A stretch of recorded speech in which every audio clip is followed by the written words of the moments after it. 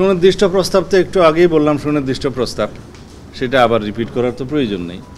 সুনির্দিষ্ট অনেকগুলো প্রস্তাব দিলাম, অনেকগুলো আলোচনা এসছে। এই যেটা ওই প্যানেল অফ এক্সপার্টস দিয়েছে সেটার কথাও বললাম, তার জবাবও বললাম। এগুলা সবই প্রপোজাল। এখন পিআর পদ্ধতির বিষয়ে যারা রাজপথে আন্দোলনের ঘোষণা দিয়েছে সেটা তাদেরকে জিজ্ঞেস করুন। পিআর পদ্ধতির আলোচনা নিম্নকক্ষে আমাদের আলোচনার টেবিলে ছিল না, সুতরাং আমি সেই আলোচনার তাদের যে রাজপথের আন্দোলনের যে কর্মসূচি সেটার প্রেক্ষিতে গতকালকে আমি প্রেসকে কথা বলেছি, প্রেসের সাথে। সেটা হচ্ছে কারো রাজনৈতিক অধিকার, গণতান্ত্রিক অধিকার আছে কোনো দলের যে কোনো বিষয়ে তাদের চাহিদা অনুসারে জনগণের সামনে বক্তব্য দিতে পারে, আন্দোলনের কর্মসূচি দিতে পারে। সেটার বিপক্ষে আমাদের বক্তব্য নিয়ে আমরাও রাজপথে বক্তব্য দিতে পারি, দেব। আমাদের তাদের বিপক্ষে যে বক্তব্য আছে সেটাও আমরা জনগণের সামনে নিয়ে যাব। এন্ড অফ দি ডে জনগণই তো ডিসাইড করবে কি সিদ্ধান্ত নেবে। আমরা রাস্তায় কে কয়টা জনসভা করলাম, কে কয়টা মিছিল দিলাম, তার উপর ভিত্তি করে কি পিআর নির্ধারিত হবে?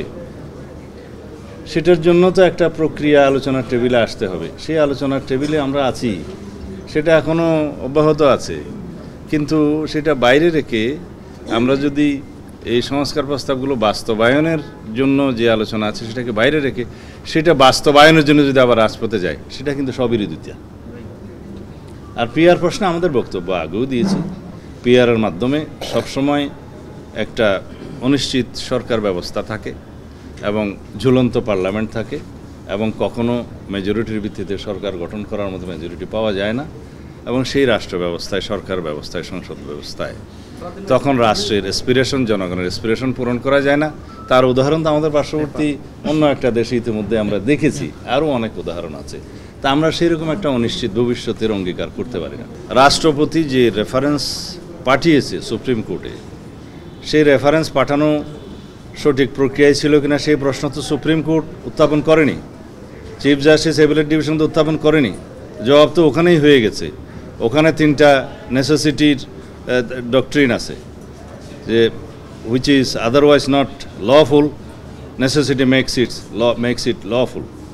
সেকেন্ড হচ্ছে স্টেট, মানে safety of the people is the supreme law, safety of the state is the supreme law. এগুলো মাথায় রেখেই মাননীয় চিফ জাস্টিস এবং অ্যাপিলেট ডিভিশনের জাস্টিসগণ সেই অ্যাডভাইজারি রুল হিসেবে ওপিনিয়ন দিয়েছেন। সেই প্রশ্ন তো ওখানেই নিষ্পত্তি হয়ে গিয়েছে।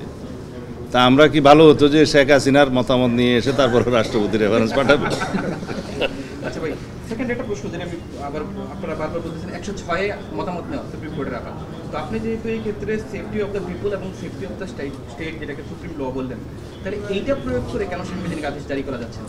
সেইটার লিগ্যালিটি কি, সেটার জন্যই তো আমরা কোয়েশ্চেন করতে যাচ্ছি যে এইটা সুপ্রিম কোর্ট কি বলে। আমরা রাস্তায় সেটা ডিসাইড করতে পারি না। যা কিছুই করি না কেন, আমরা এই সনদ বাস্তবায়নের সংবিধানের অংশগুলো নিয়ে কি পদক্ষেপ নিতে পারি, বা আমাদের প্রস্তাব যাই থাকবে সেটার বিষয়ে সুপ্রিম কোর্টের মতামত কি, সেটা করা যাবে কিনা। অবশ্যই it is always subject to the ratification of the next parliament.